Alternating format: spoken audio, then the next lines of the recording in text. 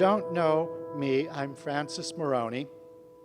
I am an architectural historian, and I've been at this for a really long time. I'm going to be talking about 20th century classicism together with all of the other trends in 20th century architecture. I will be talking about some of those things that another speaker might actually leave out. But I'm not going to leave those things out. To me, 20th century architecture is kind of a diverse, almost giddily diverse thing. And when you look at the standard textbook on the subject, that aspect of it isn't highlighted at all. To the contrary, many architectural historians take the view that there is a kind of narrative of 20th century architecture. There is a sort of progression towards different forms. And you'll find, if you don't know this about me already, you'll find that I don't accept that. I don't accept that there is a narrative. I think that there are many narratives, and it's sort of been my purpose as an architectural historian all of these years to talk about the different narratives that exist, and not just the one. I'm sure that this isn't the first slide you expected to see in a course on 20th century architecture in New York. But to me, as I was thinking about how I wanted to tell this story, this sets the mood. Because 20th century architecture really begins in New York and elsewhere with a change in mood, not a change necessarily in architectural styles or forms, but a change in mood. And this, I think, captures it. Mrs. Vanderbilt moves to the slums. Mrs. Vanderbilt was Anne Harriman Sands Rutherford Vanderbilt. And this is the slum that she moved to, 1 Sutton Place. Now, I'm sure that any of you who know Sutton Place and have looked at this house don't think of it as a slum property. After all, after Mrs. Vanderbilt lived there, J. Paul Getty lived there, and so on. It's not a slum property. But you know, when Mrs. Vanderbilt moved there, indeed, Sutton Place was a slum, or people called it that. We don't really use that word much anymore, but back in the day people did. And what they meant by that word was that the area was, first of all, poor. It was a working class neighborhood. There were tenements, and the brownstones that you see here were subdivided. They were rooming houses or boarding houses. There was a lot of industry in the neighborhood. There were coal yards and brick yards and breweries and a lot of noisome waterfront enterprises. And it was a shocking thing when Mrs. Vanderbilt decided, oh, that's where I want to live. Here you see a before shot of Sutton Place. This was before its redevelopment, which began around 1920. And this is that same block after renovation. Yeah? Yeah. The brownstones were remodeled beyond all recognition, as the neighborhood was claimed by a much better off class of people than had been living there. It went from being a working class neighborhood to being one of the most upper class neighborhoods in New York City. We have a word for this process. That word is what? Gentrification, right, a word that wasn't coined until 1964, but that doesn't mean that the phenomenon didn't exist. Indeed, it did in 1920.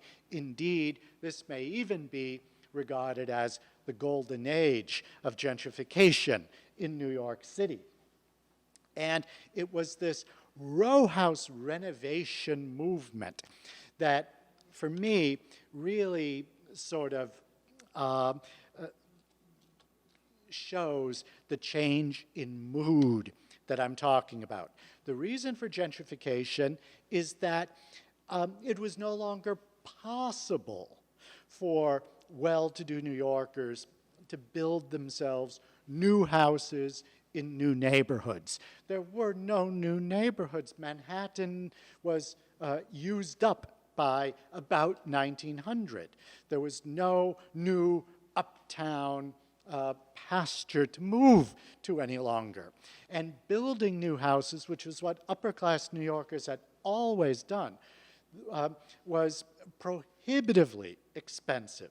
So most upper-class New Yorkers bit the bullet, accepted the inevitable, and moved into apartment buildings. But others decided, you know what, we can kind of double back to our old neighborhoods and buy up these houses for very cheap and hire a clever young architect and make it into something that is unique and kind of exciting. This is the house that Mrs. Vanderbilt lived in before she moved to Sutton Place. We say Mrs. Vanderbilt, leaving out Mr. Vanderbilt, because he died. And when he did so, he left his widow this spectacular Richard Morris Hunt house in view of many, the greatest of all Richard Morris Hunt's houses in New York City. This is the house about which Charles Follen McKim said after it was built, "I sleep better at night knowing it's there." And it set the whole vogue for chateau-style houses, not just in New York, but in America. Anyway, Mrs. Vanderbilt didn't want to live in this house anymore. She really wanted to take her whole lifestyle down a notch. The change in mood that I'm talking about, it's in part a rejection of the Gilded Age, of which Mrs. Vanderbilt had been the product. After World War I, Mrs. Vanderbilt and her friends, her women friends in New York society, all of them Francophiles. You know, in 1920, you could not be a society lady in New York if you didn't speak fluent French. It was as important to speak French as it was in the Russian court to speak French. And these ladies had houses in France. They decided during the war that they weren't going to abandon their houses, that they weren't going to abandon the French, and many of them spent the war years in France. Many of them worked in military hospitals. All of them certainly gave money. The point is that a lot of these New York society women, the ones who'd been among the founders of the Colony Club, for instance, they had seen the horrors of the war up close. Some of them had witnessed the carnage at first hand. You know, Edith Wharton carried supplies to the front lines, and others worked in, as I said, in hospitals. And after the war, many of these ladies felt they could not go back to the way things were. That opulence that we see in that Richard Morris Hunt house, well, that was all fine in 1910. But in 1920, it would no longer do.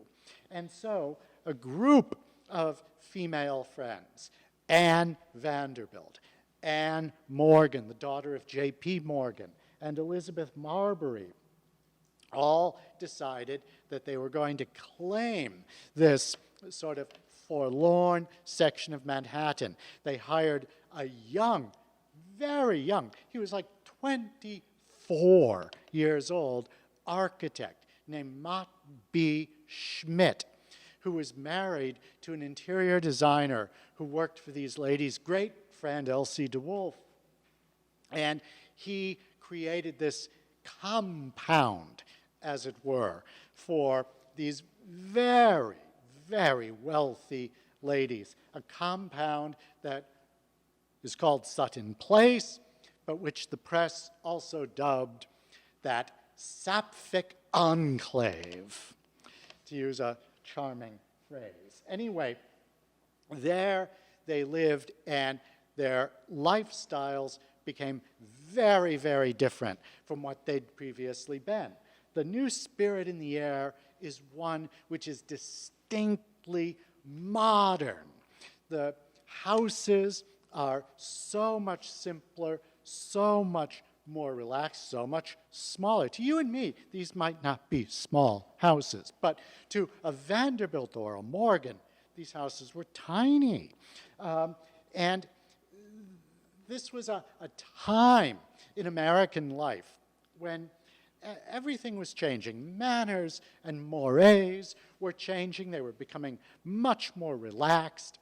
Women's clothing was changing, becoming so much less constraining than it had been for, about the last 500 years.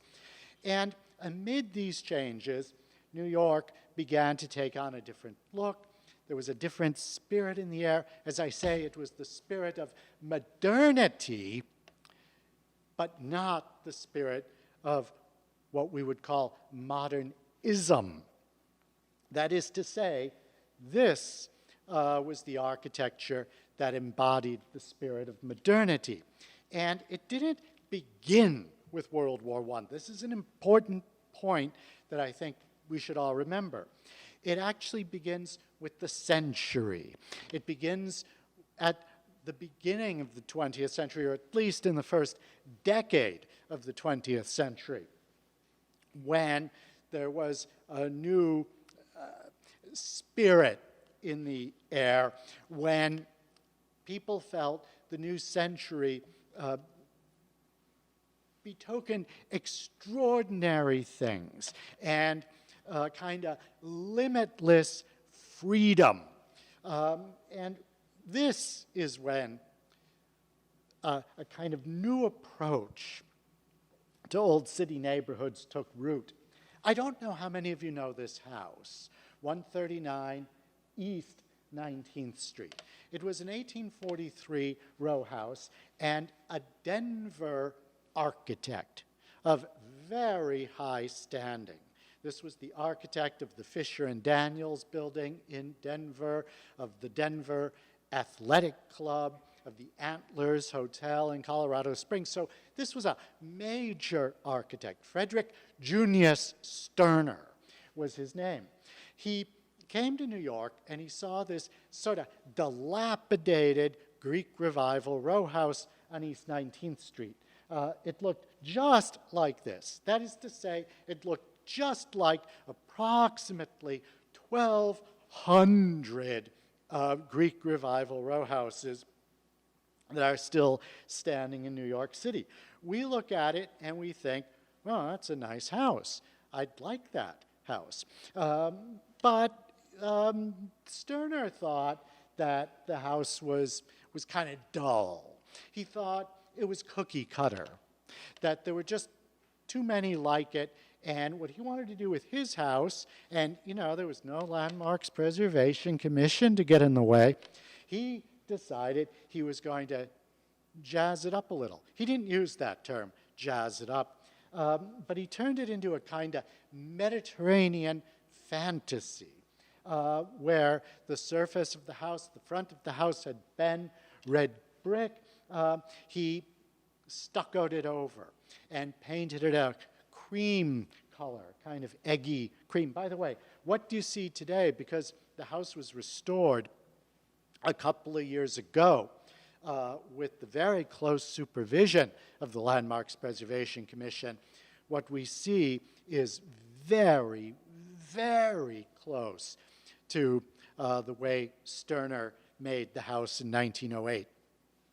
Anyway, that sort of cream, he used the green shutters. He left the sills and lintels, but he removed the stoop.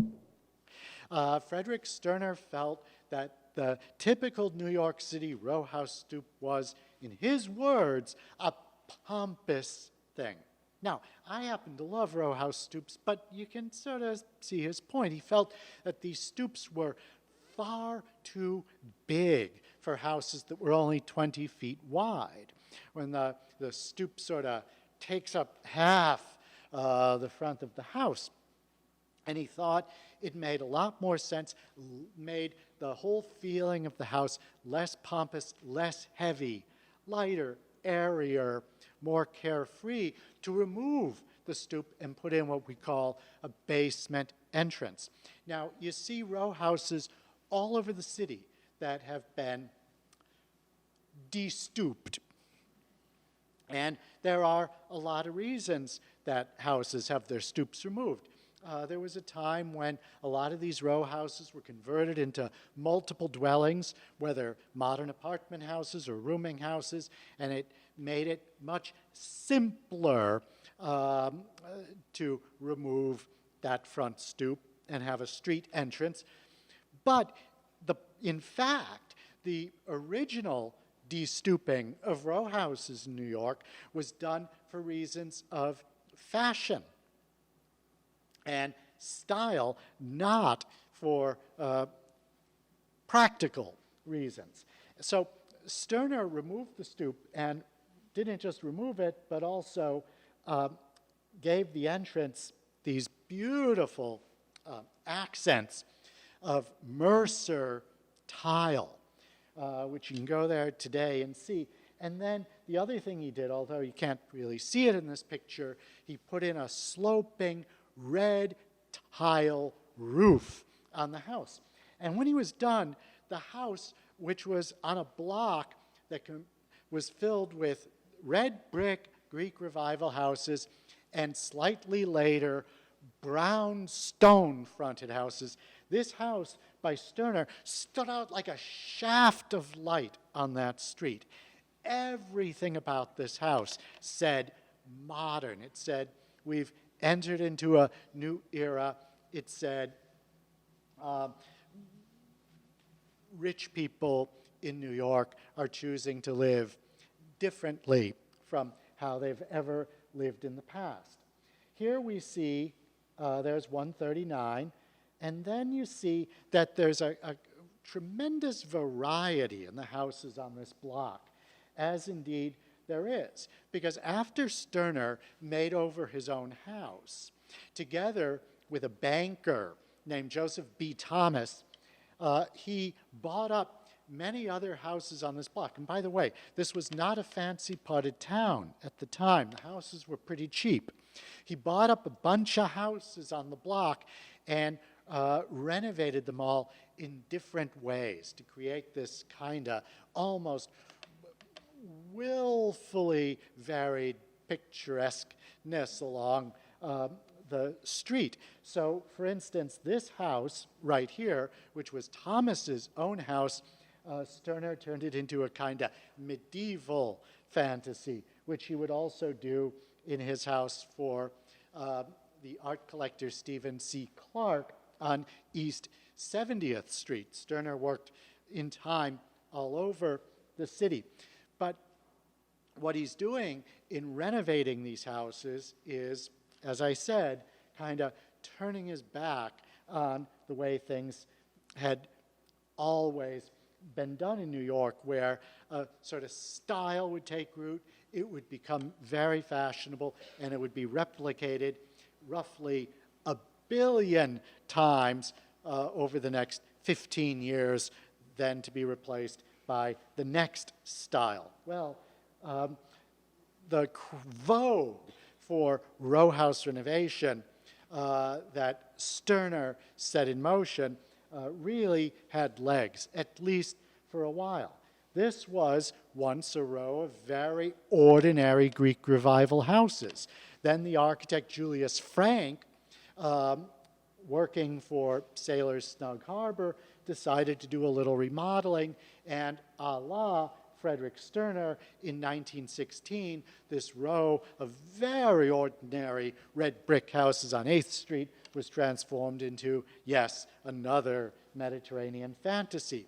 And Julius Frank sort of continued that treatment round the corner here on University Place and then along the north side of Washington Mews, carriage mews that once held the stables of the fine houses of Washington Square North, but in 1916, those stables were converted into very chic residences and artists' studios with their outsides done over by Julius Frank in the same style as the houses on 8th Street with which these stables were back to back. And here is another view of Washington Mews. So as we enter into the 20th century, we're not doing so arm in arm quite yet with Le Corbusier. We're entering into the 20th century with a kind of new spirit in the air, which sees things happening like old row houses being renovated and old stables being renovated into often elegant dwellings. This is my favorite of all these row house renovation projects of the time. This was a very sort of tired row of houses on 48th and 49th Streets between 2nd and 3rd Avenues. When the owner of one of the houses, a very wealthy woman named Charlotte Hunnewell Soar-Chan, decided that by buying up the whole block of houses, that is to say, a row of houses on 48th Street that was, and the houses with which they were back to back on 49th Street, not only could the street fronts of these houses be remodeled in such a way as to create something that was fresh and appealing, but the inside, the backyards of these houses could also receive a unified treatment. And a lot of you probably know of examples in New York where the backyards of row houses have been transformed into a sort of communal gardens or parks. There's McDougal-Sullivan Gardens in the South Village. There's the group of houses around St. John's Church in the West Village, and a couple of other examples. But the one that really stands out is Turtle Bay Gardens. What Mrs. Soar-Chan did, together with her architects Edward Dean and William Lawrence Bottomley, a name that I'm sure a lot of you in this room know, was they created this sort of private park for the people who lived in the houses. And it was lushly planted. You see these pictures of it from right around the time it was done. Lushly planted with fountains and statuary and so on, all of which, by the way, is still there. And this was sort of the rear terrace of Mrs. Soar-Chan's once upon a time brownstone, transformed into something that looks every inch of it as though it belongs, I don't know, in Tuscany. But this was, again, something that had really never before been done in New York City, and it was beguiling. What Dean and Bottomley did with the outsides of the houses was also very creative, again, to use that word, beguiling, if not quite as much as the gardens, which you, as the casual passerby, don't get to see. You've got to make friends with someone who lives in one of these houses, you know, like Katharine Hepburn. Well, she's dead, but, you know, that she lived here for many, many years. Anyway, the outsides, nonetheless, are also pretty terrific. Now, that architect whom I mentioned and said you're probably familiar with him, William Lawrence Bottomley. Bottomley was one of the great architects of the 1920s and 1930s in America. He was, people are often surprised to hear this, a native Manhattanite. And all his early works are right here in New York City, like Turtle Bay Gardens. And then a few years later, he was the architect. Well, his firm was called Bottomley, Wagner, and White, but Bottomley himself was the designer of the very famous River House, one of the most famous apartment buildings in New York, all the way east on 52nd Street. But the place that Bottomley's name is forever associated with is the state of Virginia, and particularly Richmond, Virginia. There's a street that's lined with the statuary, and then these magnificent houses, many of which, 8, I believe, in total on Monument Avenue, were designed by Bottomley. But if you look at this house, the Jeffress House at 1800 Monument Avenue, wonderful house, right? But really, what Bottomley was doing was transposing to this rather grand setting in the 1920s that sort of mood of architecture, often expressed in a kind of neo-Georgian idiom that had already taken root in places like Sutton Place in Manhattan.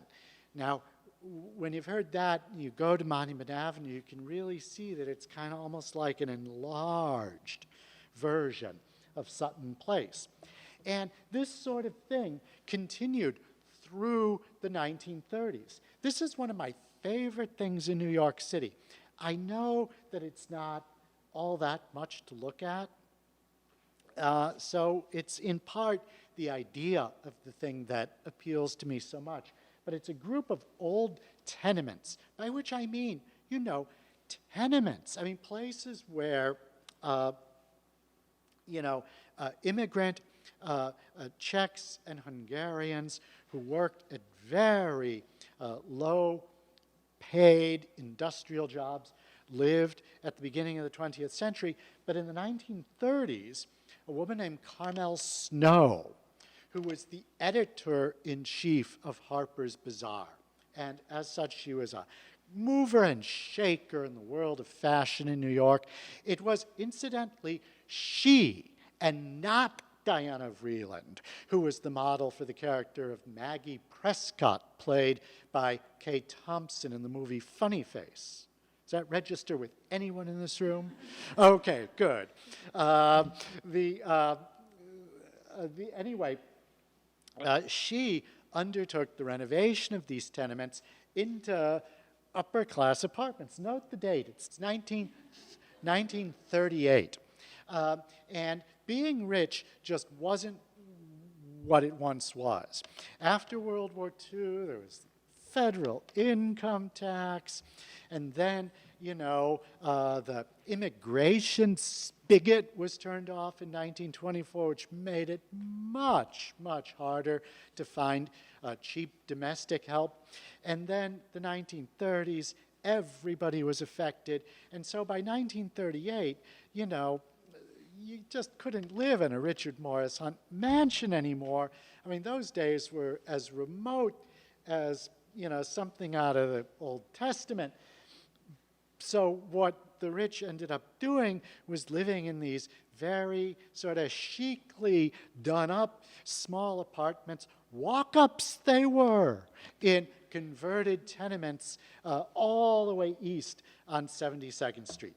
Now, I'm just wondering if there's one thing that you've noticed as we've gone along about that Sutton Place, and Turtle Bay Gardens, and these houses which we call the black and whites, because the color scheme, well, it's not really black now, but when Mrs. Snow had them done over, she wanted everything to be black. I mean, that was, that was like really cool, black and white, like those black and white checked floors. It was a very Dorothy Draper-ish sort of thing. Anyway, what have these three things got in common? I'm going to stay here till you get it. Huh? Women. They were all developed by women. Women were taking the lead in sort of changing the face of Manhattan in the first 3 decades of the 20th century. And there were many other examples as well. But we have sort of the triumvirate of Anne Vanderbilt, Anne Morgan, Elizabeth Marbury at Sutton Place. We have Charlotte Hunnewell Sorchan at Turtle Bay Gardens. We have Carmel Snow at the Black and Whites. And clearly, sort of the new tenor might be described, let's just think about it, as a little bit more feminine than had prevailed in New York real estate up till that point. And if you look at this woman, Gertrude Vanderbilt Whitney, in this painting from 1916 by Robert Henry, you see somebody who looks like she belongs in any of those places. The architecture, the spirit of Sutton Place, of Turtle Bay Gardens, seems to go along with her languid pose and with her clothing, which, if you're a woman of today and you're looking at this painting, you're thinking, well, what's the big deal? But in 1916, it was actually pretty radical for a woman to dress the way Gertrude is depicted in this painting by Henry. The kind of loose-fitting, very unconstraining clothing. There are, no corsets or shirtwaists or any of the standard items of feminine clothing of the era. So she's being radical. And she carried, by the way, that painting is the same year as these houses. So think of it in those terms. Think of how putting those things together may help you sort of capture the spirit of the time. Gertrude Vanderbilt Whitney was one of the richest women in the world. She grew up in a house on Fifth Avenue and 58th Street, where Bergdorf Goodman now is. Her parents' house on that site had 137 rooms. If any of you have been to the Breakers in Newport, that was their summer house. That's where they went to relax. And so what did Gertrude decide to do when she came of age? Well, she wanted to be an artist. She was an artist. She was a very fine sculptor, very underrated in my own opinion. She got herself a studio in McDougal Alley in a converted stable. And she eventually had her studio designed by the artist Robert Chandler. This is it. It is amazingly still intact. And the building is now the New York Studio School of Drawing, Painting, and Sculpture, and they'll actually take you to look at her studio if you go in there. It's well worth it. But it's a pretty wild space. And she, being, rich, was able to buy up several adjoining buildings over the years. And she did so not because she needed the space for herself, but because she was a great sort of builder of institutions to aid the artist community of Greenwich Village. She created clubs and studios and galleries for painters until eventually she had acquired several contiguous properties and hired an architect whom she knew named Auguste Noel to combine these houses, give at least most of them a unified facade, and to open them in 1931 as the place where she would show off her extraordinary collection of modern American painting, and thus was the Whitney Museum of American Art born. And this is what it looked like. Noel's design was really highly unusual. Even in 1931, even after Sterner and Bottomley and so on had been doing their things for several years, still what Noel did in kind of making, if you will, the classical language of architecture into his very own plaything was, even to this day, when you walk past this building, very striking and singular. This is the entrance to the Whitney Museum. This is it today. And you see that the materials, the colors, the handling of the columns, that big spread-winged eagle over the name on the building, and so on. There is, to all of this, not just a casual quality, such as we see in the Georgian Revival architecture of Sutton Place, but a downright playful quality that is entering into New York architecture in a way that had maybe never before been seen in quite the same way. This is the inside. It's very traditional, yet at the same time, very light. And all throughout the building, there is always, to this day, a playful quality that I find tremendously appealing. Now, Noel is an architect who had been brought up in the Beaux-Arts tradition. He'd worked for Carrere and Hastings, the architects of the New York Public Library. And so, too, at one time had William Lamb, the architect of the Empire State Building. And once, when I was preparing a lecture on the old Whitney Museum building, which I delivered last year at the New York Studio School, I was lying in bed the night before my lecture, and a thought came to me. It was like a bolt of lightning hit me. And I was forced to decide whether to get up and record my thought or to hope that I remembered it when I woke up. And I decided to hope to remember it when I woke up.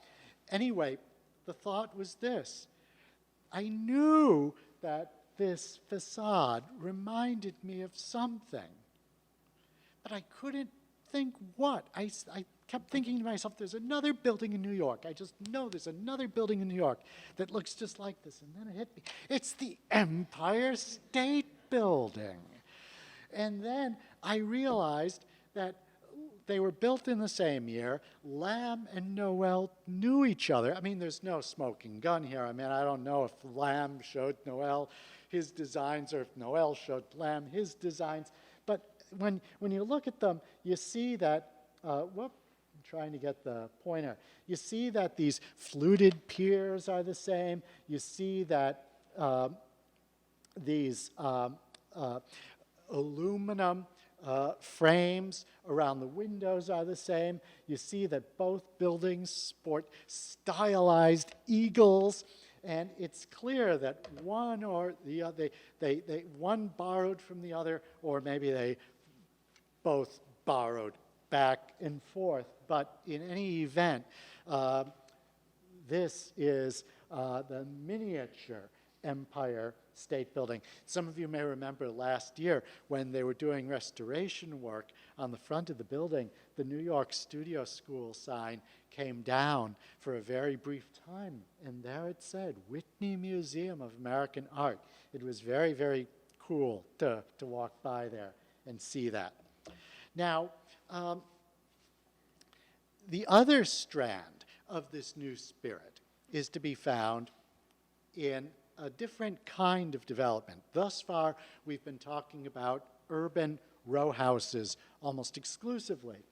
But there was a persistent dream throughout the 19th century of creating these planned suburbs that would be very elaborately landscaped and allow people to, as it were, live in a central park of their own, a place where the landscape was designed in that romantic manner with curving paths and irregularly shaped lawns and bodies of water, a place that would get you and your soul off the infernal city grid.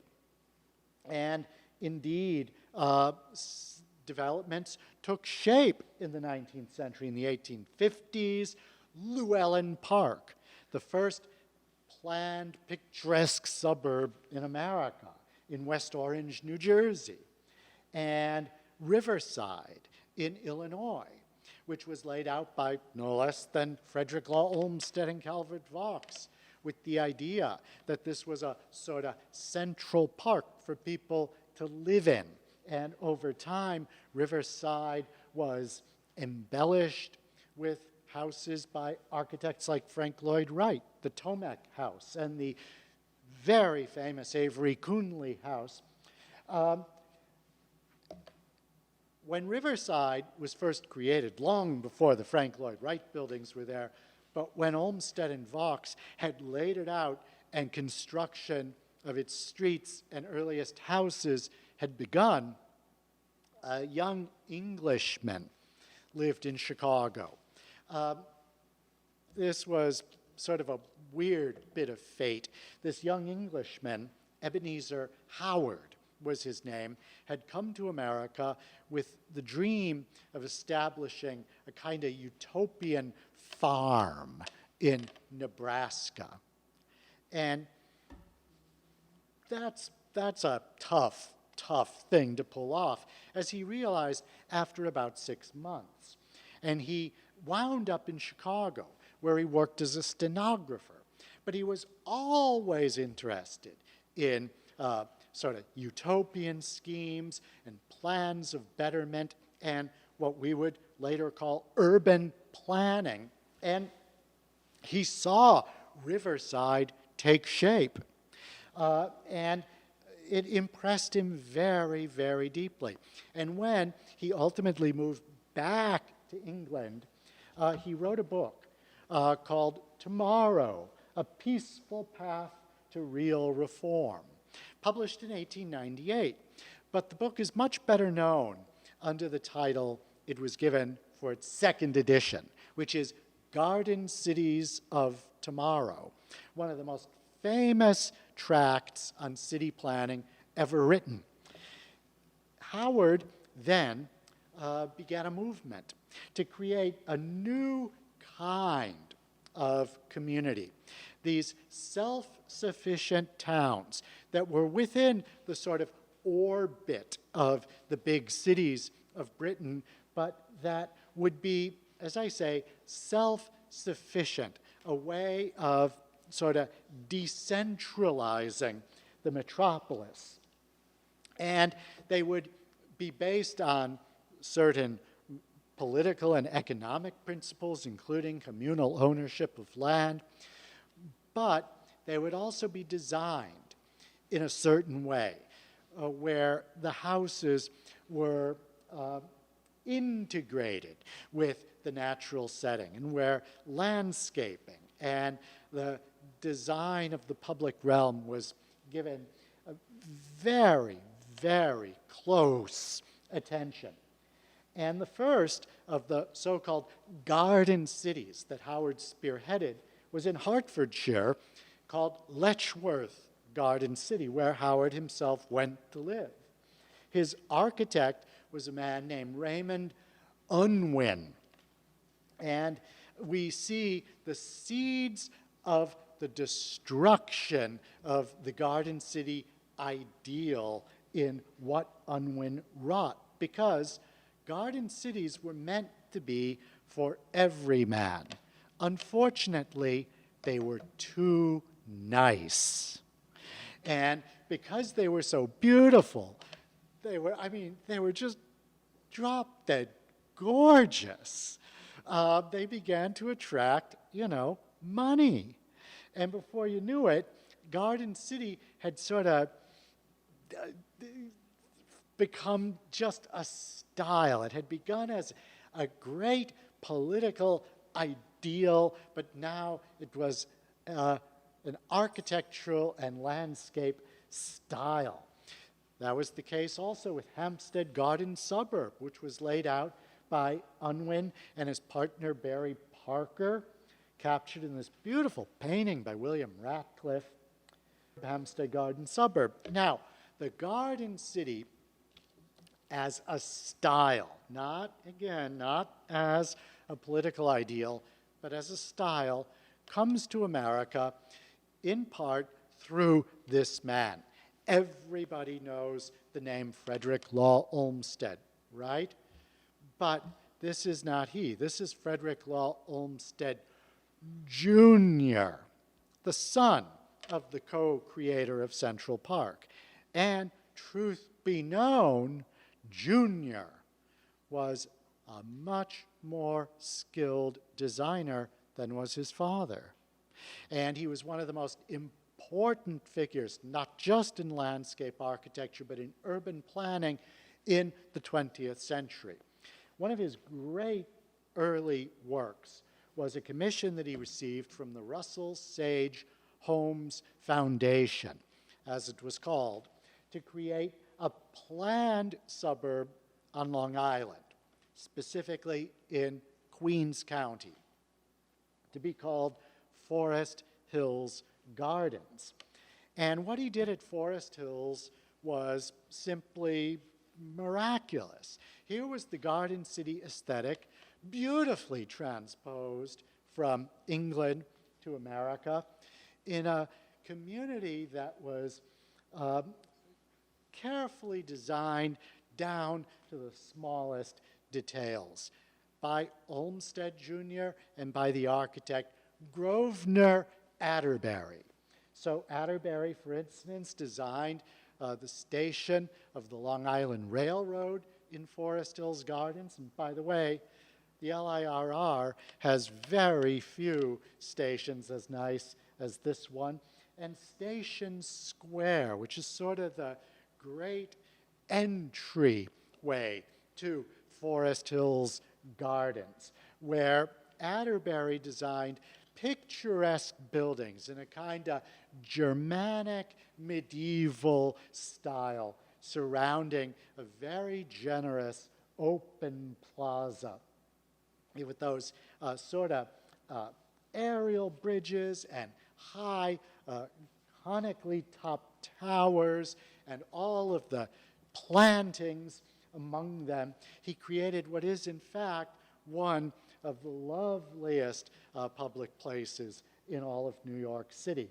Another view of Station Square, and here we see one of his inspirations, the now rather too touristy Rothenburg in Bavaria. And in Station Square, Atterbury designed Forest Hills Gardens' hotel, the Forest Hills Inn, a necessary thing to have there because Forest Hills Gardens had a very famous tennis club, private tennis club that played host to the US Open, meaning that lots of people came to visit Forest Hills back in the day. And you see that in Forest Hills, which is built throughout the 1910s and 1920s, there is this, again, like in the English garden cities, a very close relationship between architecture and landscape architecture. But you also find that just as you proceed inward from Station Square, you find that the housing is in fact at first quite dense, that the buildings just beyond Station Square are apartment buildings that house many, many families. And then as you move along, the apartment buildings thin out, and they become row houses, attached houses, fronting big green spaces, such as you see here or here. And then as you proceed farther in, the houses become more and more spaced out. The idea was to create a community where all of these forms of housing led sort of very naturally one from the other and provided places within this community for people of varied incomes in different stages of life and so on. And it is for this reason that Forest Hills Gardens has been such a huge influence on the contemporary movement called New Urbanism. Anyway, another thing that Atterbury did at Forest Hills Gardens was to experiment very widely with the use of inexpensive building materials that nonetheless yielded great visual delight. Many of the walls that you see in Forest Hills Gardens are just these, cement and pebbles, nothing fancy at all, and yet they look great. Forest Hills Gardens. Now, here's the thing.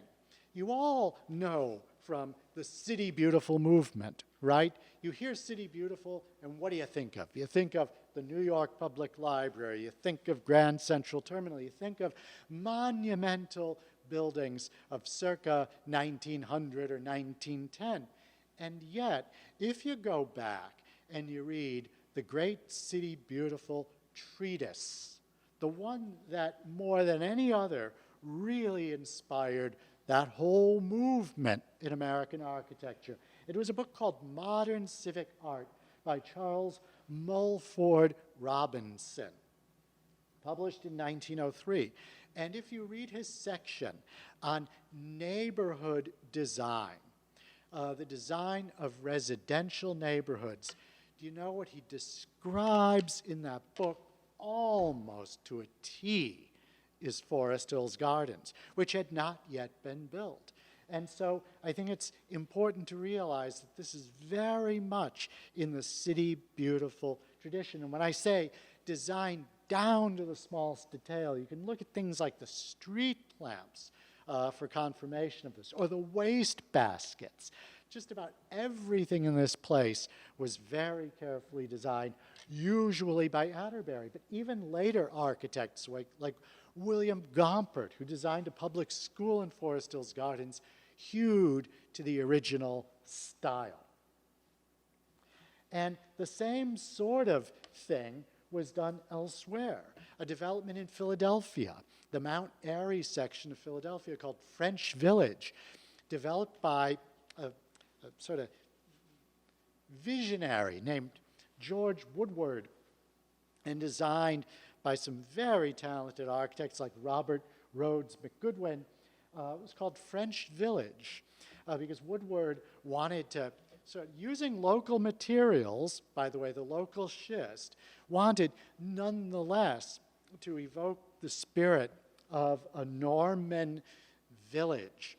At the time, there were many Italian artisans living in Philadelphia, and they were put to work creating this and other developments in the Chestnut Hill section of Philadelphia, which are, in fact, very, very much kin to Forest Hills Gardens and to Hampstead Garden suburb in London. So, in order to sort of work our way up to Art Deco, and you all want to know about Art Deco because who doesn't love Art Deco, right? Nobody can define Art Deco, but everybody loves it. We're going to have to take a circuitous path. The reason for that is that it's a complicated story. It's very circuitous. And we're going to, first of all, set aside the whole issue of architectural style as we look at something that's a little bit more prosaic. Zoning. This building, 120 Broadway, was built, well, completed in 1915. And it was, by the standards of its day, a monstrously big building. There are much bigger buildings today, but there was nothing in the world bigger than this building in 1915. We began to build tall buildings, okay? And as we did so at first, the law and municipal regulations were not quite keeping up with the new developments in building technology and the new building heights. There were, in short, very few laws, for all intents and purposes, let us say, no laws that regulated the design of tall buildings, with the consequence that developers built buildings in such a way that they maximized the use of the site by simply piling one story atop another story without any sort of modulation. The buildings rose straight up from the lot line to the crown of the building. Sure, they might have a light court because, after all, you need to give your tenants some light, but the fact is that as these buildings began to be built one after the other, the streets of Lower Manhattan were being turned into dark canyons.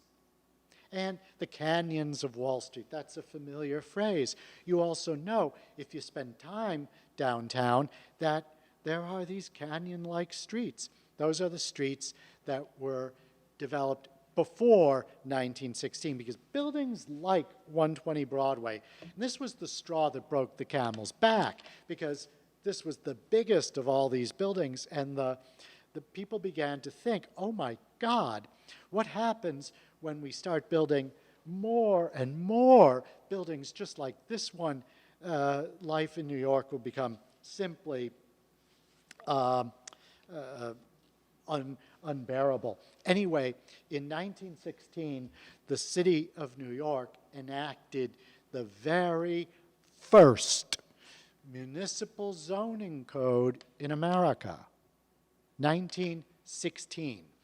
And one provision of this code was that tall buildings, as they rose, had to step back at various prescribed intervals based on a formula that took into account the height of the building and the width of the street and some other things, so that the buildings did not block the sun from penetrating to the street below. That was the whole point. Thus, you did away with the canyon effect. Now, the first buildings that were built under this zoning were classical skyscrapers.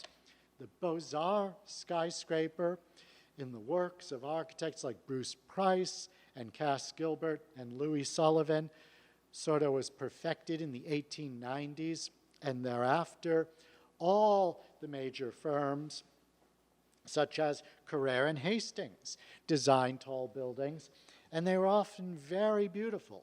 We have a tendency to think that tall buildings, that classical skyscrapers largely belong to the pre-zoning era. And that's not actually true. If you look at some of the early buildings that were done under the new zoning, they are classical buildings. You look at 26 Broadway, and you see the way that this building steps back so many times. Well, this building was built to conform to the new zoning code. But the truth of the matter is that the new zoning code was difficult, let us say, for a lot of architects to try to sort of get their heads around as they were designing tall buildings. You know, when we first started designing buildings that were 15 or 20 stories high, architects were, to a large extent, defeated artistically by the new building type. And it would be a good 20 years of building skyscrapers before we reliably built good-looking skyscrapers. And so with the new zoning, architects, many of them, felt they were back at square one. How do we make the new kind of skyscraper, which is mandated by the zoning law, how do we make it look good? Sometimes a building like 26 Broadway would be built, which looked great, but not everyone was able to do that. One architect who was giving it a lot of thought was a New York architect who was really a very interesting, slightly crazy man named Harvey Wiley Corbett, who employed a draftsman named Hugh Ferris. And together, Corbett and Ferris being the artist, came up with a series of studies in 1922 of what buildings could look like under the new zoning. And in their inspired vision, these buildings were dramatically sculptural, often dramatically tapered towers that really embodied the concept of tower. Corbett believed very strongly that the future of cities was in tall buildings, and that rather than continue to regard tall buildings as a necessary evil, we should embrace the tall building. We should learn to love the tall building, but tall buildings with a difference, tall buildings that were designed by him. But these tall buildings would be dramatic, and they would create a whole new skyline for cities like New York. And they would be, Corbett firmly believed, the next great age in Western architecture. There had been the Gothic and the Renaissance, and now it was time for the era of the American skyscraper. And it was on this idea that he and Ferris sought to influence the future development of New York City. Now, Corbett, as I say, was a very talented architect, always a little quirky, but in that sense, he truly fit in this era with a building like the New York School of Applied Design for Women. Very interesting school, by the way, where many New York young women learned the arts of design. And he did things like this sort of very eccentric single column facing Lexington Avenue. I mean, this is the sort of thing people were doing in the 1980s and calling postmodernism. But Corbett was doing it in 1908, 09. And as I say, this quirkiness of his fit in with the spirit of the times very well. But it was Ferris and those drawings by Ferris that would have such an influence. You look at something like this. I mean, these were drawings that Ferris did before there were any buildings that looked like this. In 1929, Ferris's drawings were collected into a book called The Metropolis of Tomorrow, and included things like this, which looks like, very much like, well, Rockefeller Center, before Rockefeller Center was built. Okay, the next big thing that happens. First big thing was the zoning code. Second big thing was Hugh Ferris. Third big thing, 1922, the Chicago Tribune, the great newspaper of Middle America, decided that it needed to build a new headquarters building. And I'm sure a lot of you know this story. They decided what a great bit of publicity it would be for us to hold a competition for the design of this new headquarters. We'll make it a really big competition. We'll invite entries from all over the world, and they did so. And yes, it was a publicity bonanza. Every architect in the world, it seemed, entered the Chicago Tribune competition, and it is, without question, the most famous architectural competition of the 20th century. And the building that won was widely regarded by architecture people as not being the best design, although I have trouble thinking, I think it's a great, great building. Raymond Hood's Chicago Tribune Tower is actually one of my favorite skyscrapers in the world, but maybe that's just me. There were other entries to the competition, however, that would prove to be much more directly influential than the winning building. For instance, on the left is the entry to the competition by a great New York architect, Bertram Goodhue was his name, and on the right, a design by a Finnish architect named Eliel Saarinen, whose son, Eero, would become a very famous architect. But Eliel Saarinen, the father's design, which looks an awful lot like what? It's an awful lot like a Hugh Ferris drawing, doesn't it? It is done with that setback massing, which was almost as though Saarinen was aiming not to win the Tribune competition, but aiming to influence the way tall buildings were designed in New York City. When many architects, especially New York skyscraper architects laboring under the new zoning law, saw Saarinen's entry to the Tribune competition, they were bowled over. And that unsuccessful entry in the competition would be one of the most influential buildings of the entire century.